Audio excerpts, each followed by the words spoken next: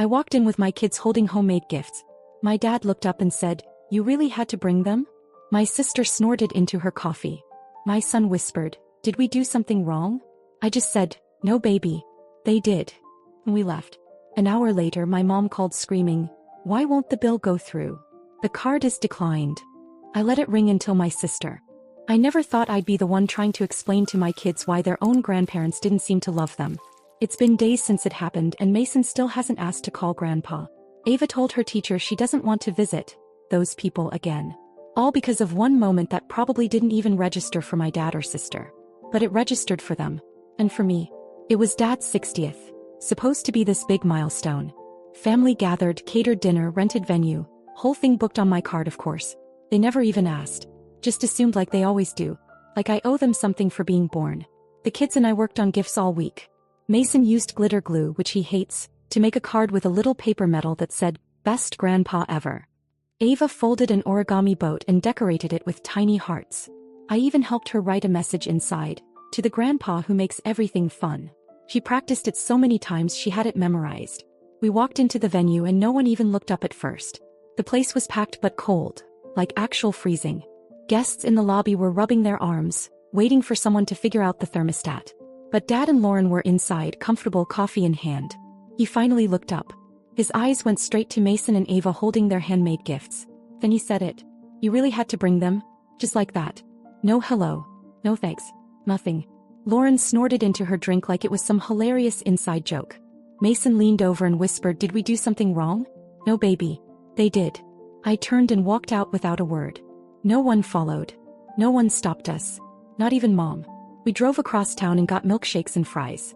I watched my kids try to pretend they weren't crushed. They're too young to fake it well. An hour later my phone lit up. Calling over and over. I didn't answer. Then the text came. "Why won't the bill go through? The card is declined." Yeah, it is. I had it locked the day before. I knew what they were planning. They booked a $3,800 venue on my dime, like always, assuming I'd pick up the tab while they basked in praise and insult my children. This time I wasn't their safety net. Lauren finally texted me, "Way to ruin Dad's party. You're unbelievable." I sent her a screenshot of the declined transaction and turned off my phone. That was just the start. They thought they could humiliate my kids and still walk away with a party on me. They were about to find out what it felt like when I stopped pretending I don't see what they really are. It was 2 days of silence. Not a single call, not a single message. Then I saw them, Lauren and my dad, pulling into my driveway like they owned the place. He had that walk. The one she used when she was about to throw a tantrum and still expect applause. Dad trailed behind her like he was showing up for a press conference. The man didn't even look embarrassed. I opened the door and before either of them could say a word, Lauren launched into it. "Well, that was a low move even for you." I didn't respond. "You walked out and humiliated him in front of his guests. Do you have any idea how embarrassing that was for us?" I asked if she meant for me or for the kids since they were the ones humiliated. She ignored it. She kept going, fast, sharp, like she had a script prepared. Said I was selfish. Said I always had a flair for drama. Said I'd probably been waiting for a chance to ruin something. That's when Dad jumped in. "You know I paid for her college. You think I don't take care of my family?" I stared at both of them. "You didn't pay for her college." "I did." Lauren laughed. "Sure you did." I walked into the kitchen and came back with a folder. I handed it to her. Tuition payments. Receipts. Transfers. $21,000 total. 80% of everything she thought came from Dad. She didn't speak. Not right away. She just looked down at the papers, flipping through slowly like maybe if she stared hard enough the numbers would change. I didn't do it for thanks. I didn't do it for credit. I did it because she asked me to keep it quiet and because I thought maybe, just maybe, helping her would soften something in our family. I was wrong. Dad looked annoyed. Not ashamed. Not surprised. Just annoyed. Lauren's silence lasted less than a minute. Then the screaming started. "You're unbelievable. You waited until now to throw this in my face? You called me selfish. You made Dad's birthday about you. You always act like you're better than us because you have a little money and a mortgage." The irony wasn't even worth pointing out. I didn't respond. I just asked them to leave. Politely. Firmly. Once. Twice. And then I begged. Because Ava had started crying and Mason looked like he was holding his breath. "Please, not in front of them." Lauren ignored me. Dad sighed. That long, loud sigh he always did when he thought he was being burdened. I stepped between them and my kids. "Get out." Lauren scoffed, muttered something about how I always have to be the victim, then walked out. Dad followed, shaking his head. I didn't cry. I didn't scream after them. I closed the door and locked it. Sat down on the floor with Mason and Ava and told them we were going to make pizza from scratch. We made the dough and rolled it out until they were laughing again. After they went to bed, I sat alone and opened up my savings account. Every birthday, every dinner, every favor. I had the receipts. And the next morning I had a meeting with a lawyer. I'd gone over it with the lawyer twice before signing anything. Every number. Every receipt. Every tuition payment with Lauren's name on it, from the dorm deposit to her graduation gown. I didn't want it to come to this. I really didn't. But it was never about the money anymore. It was about finally making them see that they couldn't just walk all over me and expect me to smile through it. The official letter went out on a Tuesday. By Friday my phone was lit up like a Christmas tree. First just unknown numbers. Then Mom's name. Then Lauren's. I didn't answer any of them. But I knew it was only a matter of time before they'd stop pretending this wasn't real. Saturday morning Mom finally caught me off guard. Her voice was warm, almost sugary. Said she was making banana bread and asked if the kids wanted to come by for a taste. Like we hadn't been screaming at each other days ago. I let her talk. Then she said, "Oh, by the way, we got this letter." She said it like it was junk mail. Like maybe it had gotten mixed in with coupons and dentist reminders. I said yes. That letter is from my lawyer. Her tone changed so fast I actually had to sit down. "You're suing us?" I said I was asking to be repaid. What they owed. Nothing more. She gasped like I'd stabbed someone. Then she whispered to someone. Probably Dad, she's serious. That's when the real storm hit. Within the hour I had Dad on the phone, screaming that I was tearing the family apart. He said Lauren was going through so much and I was just making it harder. He said they'd taken me in, like I hadn't been paying them rent since I was 16. "You're making a scene over a little help for your sister?" It wasn't a little help. It was $21,000. And not a cent of it was ever acknowledged. Then came the guilt trip. "You're going to take your own father to court?" "Yes, I am." He hung up. The silence lasted for about 3 hours. Then Lauren texted me. "Hope this was worth it. You've humiliated us." "Oh, what humiliated you was assuming I'd never fight back." The next day I dropped the kids off at school, left them with the nanny for the afternoon and went to clear my head. But around 3 p.m. my phone pinged again. "Uncle Ray." Just as simple. "You home?" 10 minutes later he was standing in my doorway. He'd been at my parents' house when the topic came up. They were ranting, twisting the story to make it sound like I'd blackmailed them. Said I threatened them with court, all because I didn't get enough attention at a birthday party. I didn't say much. Just handed him the folder with all the proof. Tuition receipts. Bank transfers. Texts from Lauren asking for help. He looked at everything then handed it back without a word. And then he left. Apparently he went straight back to my parents' house. I wasn't there to see it, but I heard from my cousin later what happened. Ray walked into the kitchen, tossed the folder onto the table and said, "You're gonna pay her back. Every last dollar. And if you don't, I'll make sure every relative within 5 states hears how you've been living off your daughter's back while treating her like dirt." Dad tried to speak. Ray didn't let him. "She's done carrying you. You took advantage of her kindness and you made her kids feel unwanted. You think she's the problem?" The room went dead silent. 2 days later, a cashier's check for $21,000 was delivered to my house. No note. No apology. Just the money. I deposited it. Booked a Disney trip for me and the kids that night. First-class flights. 3 days at the Grand Californian. No budgeting. No guilt. I didn't post anything right away. But when I finally shared a few pictures online, smiling with my kids in front of Sleeping Beauty's castle, the comments started rolling in. From them. "Jealous little Japs. You're so fake. Must be nice throwing money around while your family falls apart." I didn't reply. I just blocked them. Every single one. The Disney trip was exactly what we needed. For the first time in months, the kids didn't ask why Grandpa didn't call. They didn't flinch at loud voices. They just laughed. Mason got frosting all over his face from a Mickey-shaped donut. Ava collected pins like she was prepping for a museum exhibit. I even let them eat dessert before dinner. Something I hadn't done since they were toddlers. It should have ended there. It should have just been that, a clean break. But the thing about people like my parents is, they don't take being cut off as a consequence. They take it as an insult. The comments under the Disneyland photos weren't just petty. They were calculated. One from Mom's account said, "Some of us were raised to put family first." Another, from Lauren, said, "When Dad dies, don't come crying for forgiveness." But the worst came from a fake profile I knew was Dad's. He'd used the same nickname on eBay 10 years ago. It said, "Enjoy it while it lasts. Karma has a long memory." I blocked every single account. Made everything private. Changed my number. Even warned the school in case someone accidentally showed up. But what I didn't expect was the letter. It came a week after we got home. No return address.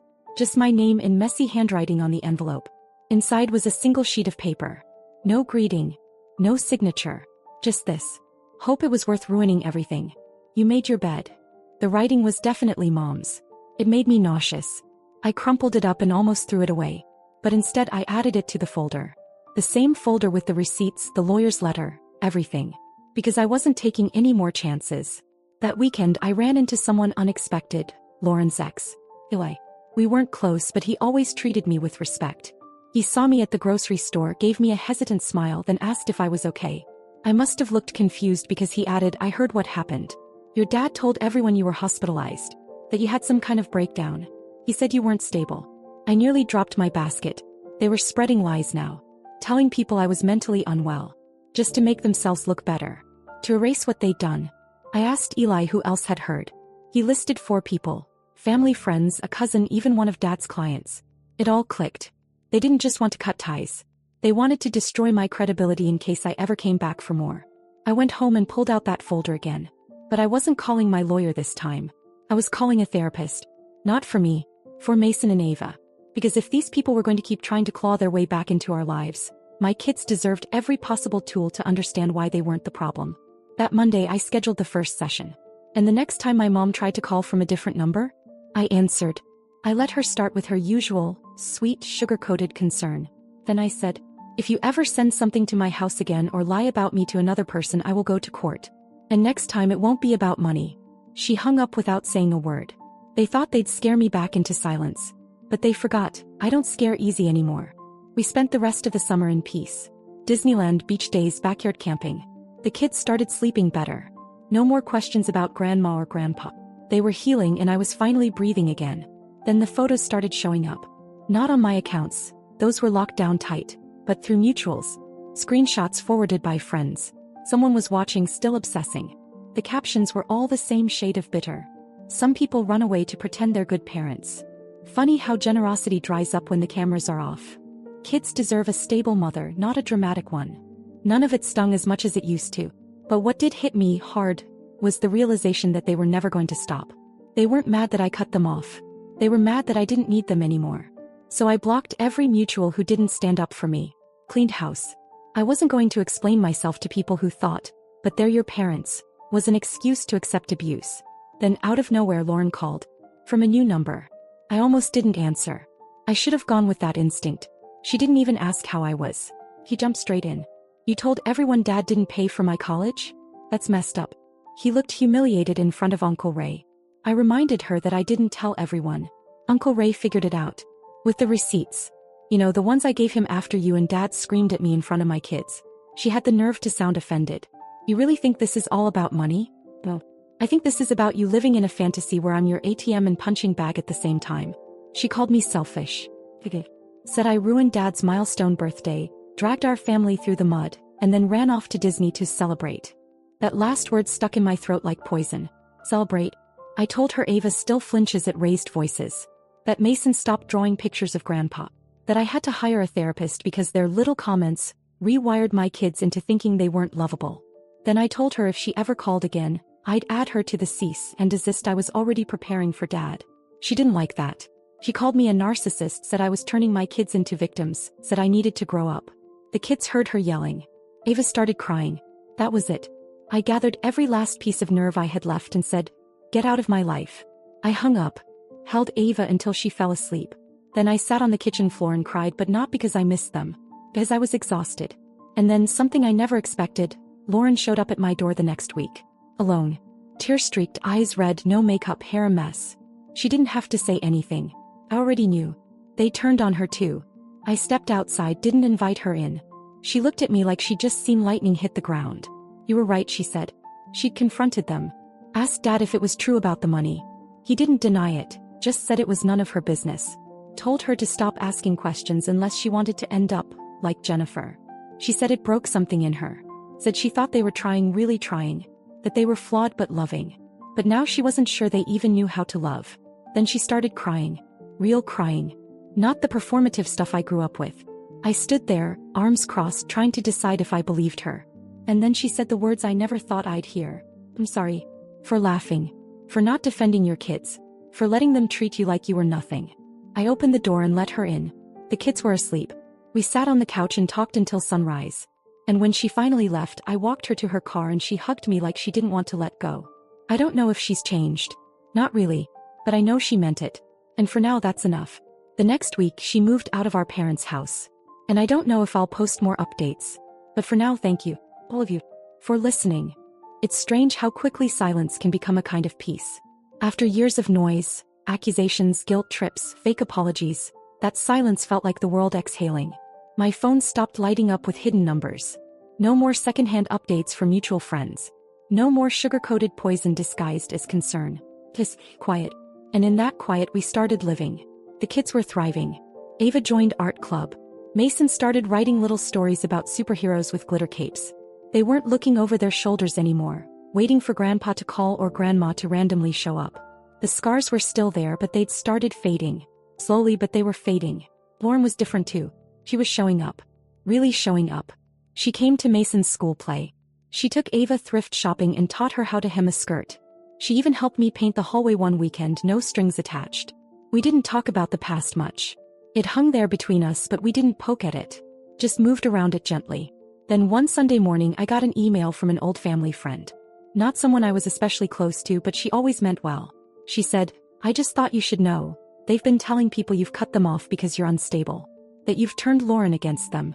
That you're trying to break the family." I wasn't surprised. I just hadn't realized how far the story had spread. A cousin I hadn't seen in years reached out next. Said she heard I'd lost it after Dad's birthday and ran away to Disneyland to avoid getting help. Another one messaged Lauren asking if she was safe. That's when it hit me. They weren't just angry. They were rewriting the story. They were scrubbing the blood off their hands and painting halos over their heads. And they were doing it so fast that people were actually buying it. Lauren was furious. She wanted to post everything. The receipts, the texts, the lawyer letter, the check. She wanted to burn it all down. I told her not to. Not yet. Because I realized something important. They didn't want me to stay quiet out of shame. They wanted me to stay quiet out of fear. Fear of being the crazy one. The emotional one. The dramatic daughter who ruins parties and sues her parents. So I did the one thing they weren't prepared for. I told the truth. I posted a long message on my private social page. Just friends and family. No accusations. No attacks. Just facts. What they said to my children. What they tried to do with the party. The tuition money. The screaming. The threats. The therapy. And the peace that came only after I shut the door for good. I ended it with one line. I didn't destroy the family. I just stopped bleeding for it. The response was bigger than I expected. Quite likes. DMs from cousins I hadn't heard from in years.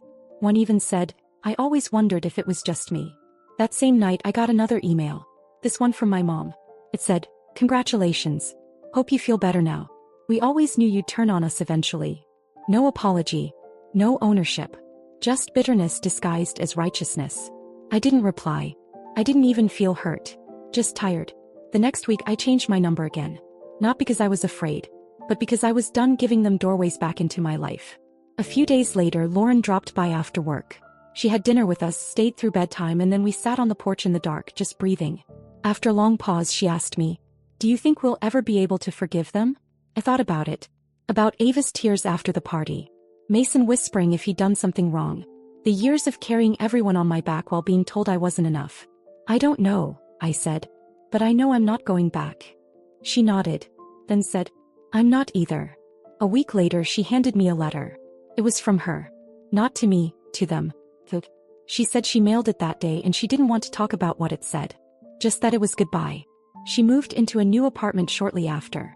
A little brighter. A little further from the past. She's building something for herself, piece by piece. Like I am. We're not perfect. But we're here. And as for whether I'll share more, I'm not sure. Maybe this is the end. Maybe it's just the end of this story. But for now, to those of you who listened, who messaged, who said, "Me too." Thank you. You helped me feel real again.